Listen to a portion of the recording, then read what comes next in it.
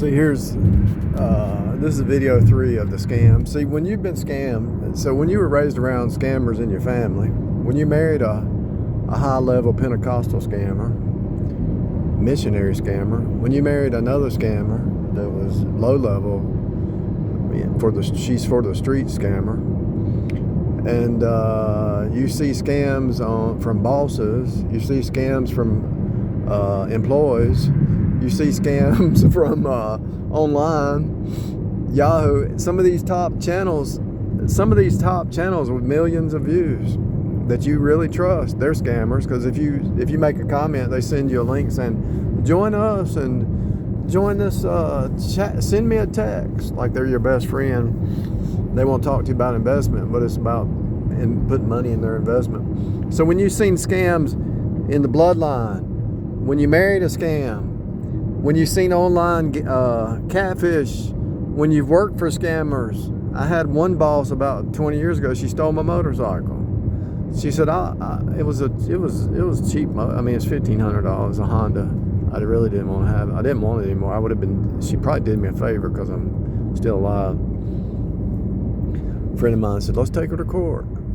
Let's go get your motorcycle. I said, no, I've already signed it over. She was going to pay me. She stole my motorcycle. She was so greedy. She stole my motorcycle. I signed it over because you trust your boss. Well, at least not, they're used to it. But you sign your motorcycle over, and she says, well, you work for me. I'll just pay you each week because I can't afford it right now. So she stole the motorcycle and then said, I'm not paying you. I said, what are you talking about? I'll report you to the police. She said, you report me to the police, I'll fire you. I'll get you fired for lying. Say I already paid you. And I said, okay. So I didn't want to work for her, so I just quit and went and got another job. Because I have skills, I went and got another job the same day. I said, you know what, I ain't even fighting her. But all these scammers that I faced in my life, bloodline, married to them, married one, married another one. But these were just, some of these scammers are high level and some of them are low level. But now it's easy to know once you understand the fractal holographic truth. And my grandmother told me this when I was a kid. Birds of a feather flock together. And so when you're raised around it, it's hard to break the paradigm that you were raised around scammers. So that's what you thought, these were good people, but they were scammers. You were raised around them, and they wanted you to be like them. Think about it. You wouldn't be like them. They were all lazy and trying to get over and playing the lottery and playing the gambling and stuff. They're always trying to get rich quick, And it's like their mindset is totally low-level base nature creature. And so these low-level base nature creatures, they all hang together, and they might love you. But as you change in the inner man, they don't even know you anymore. They really don't love you because they don't know you. And so these base nature creatures, even if you were bloodline, you can't really deal with them anymore because they're lost, hell-bound sinners, and you can't yoke up with them. You can't fellowship with them. I don't care if it is blood. And so if you notice when you go to I haven't done this in 20-some years. You go to their little Christmas together or their Thanksgiving, and you're sitting there, and they're supposed to be doing Thanksgiving and Christmas, and they don't even know what Thanksgiving is. They never pray over the food or nothing. I'm not saying you have to or anything, because I'm in a state of prayer all the time. But these people are disconnected from God. And when you connect with somebody who's disconnected from God, what happens? It causes a quench. It quenches the spirit because you're not supposed to be yoked with them. And so your mind is blocked. When you turn their music on or their noise, their TV or whatever, your mind is blocked from seeing the code. That's why a lot of people are saved. A lot of people say, well, if they're saved, how can they not see that the vaccine was a lie? How can they not see Dr. Fauci's contradiction? Because they're yoked up with unsaved. They're still got their affections on this world. When you die to this world system and see that it's all lies, then you can see through it, the simulation. When you see through the simulation, how can you go back to bloodline, to an ex, and not even to an ex, because I wouldn't. Once somebody cheats or lies or tries to kill me or whatever, I ain't going back to them. Somebody trying to kill me, you think I'm going back to them? Somebody's trying to poison you and take you out. You know what? Yeah, I can forgive people, but I ain't going back to them. So you see people who are your enemies in your own house. The Bible says a man's enemy is his own house. Do you really think I'm going to trust people until they prove it over time? I got one person that I talk to, text on a regular basis. I trust her. But other than that, the people I associate with, I don't really trust anybody. I can be their friend, but I can't trust them. I mean, I might trust them with certain things, but I'm not going to trust them with a whole lot.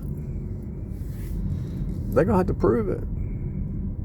And what it comes down, you know, when you marry one of these who's untrustworthy, they flip to see the narcissist, psychopath. I think I wasn't married to narcissists. I was married to sociopaths. I was actually married to a psychopath and a sociopath. So these people, they want you to, in their mind, they are not trustworthy, but they flip reality, say, well, you got to prove you're trustworthy. What are you talking about? I work 2 jobs to take care of you and feed you and take care of you and put up with your drama, and I'm not the one causing drama. What do you mean trust me? I need to trust you. You need to build trust. But my point is, they flip reality. Before you know a narcissist or a sociopath even exists, and thank God for the blogs that you hear all these testimonies. These people flip reality, put their identity on you, and take your identity, and they try to flip it backwards. I did a video one time where I was going down the highway and this guy sideswiped this girl. She's like 20 years old or something. And he was like 70 years old. He got out and said, you swiped me, you sideswiped me. And she said, no, I didn't. And I rolled down my window. No, I didn't roll down. I got out of my car. They were arguing. He said, you hit me. She said, no, I didn't. I had it on video on my other channel that got censored. And she was sitting there, he was sitting there. I said, sir, I got it on video, you hit her.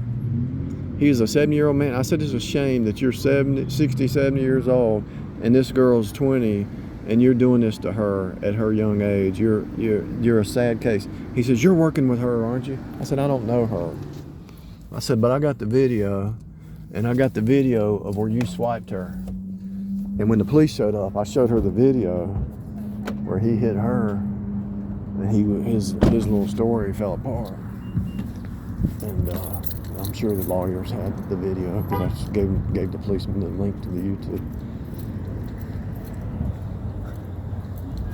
I've seen scams with bosses. I've seen scams with employees. I've seen scams with wives. I've seen scams with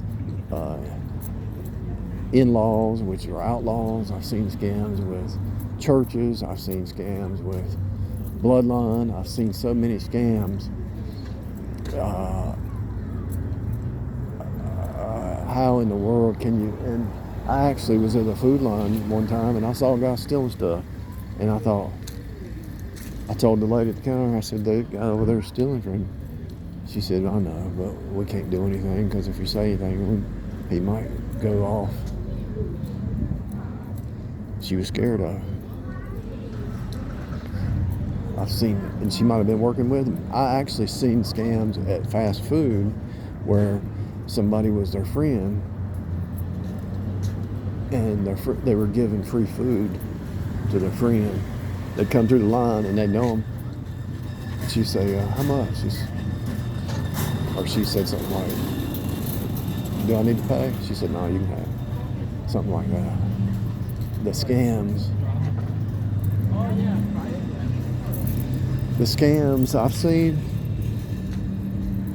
and the online scams, the catfishing, and the only thing I can figure, because they never really get anything, and they never get ahead, the only thing I can figure is they get some kind of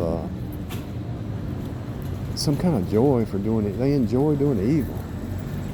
they have some kind of duper's delight to hurt somebody. Something I can do, because they never really get ahead. It's just like Wally Cody.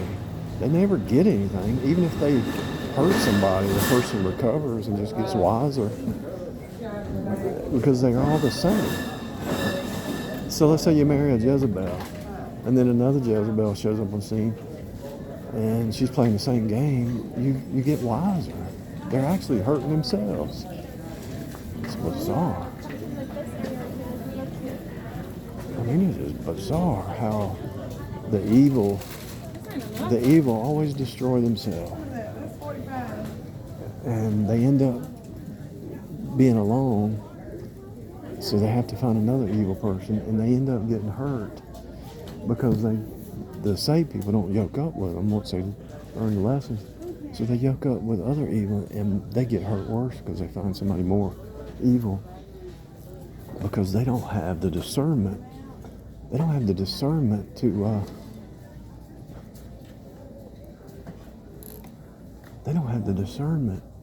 to to see the patterns of somebody being evil. Blows your mind.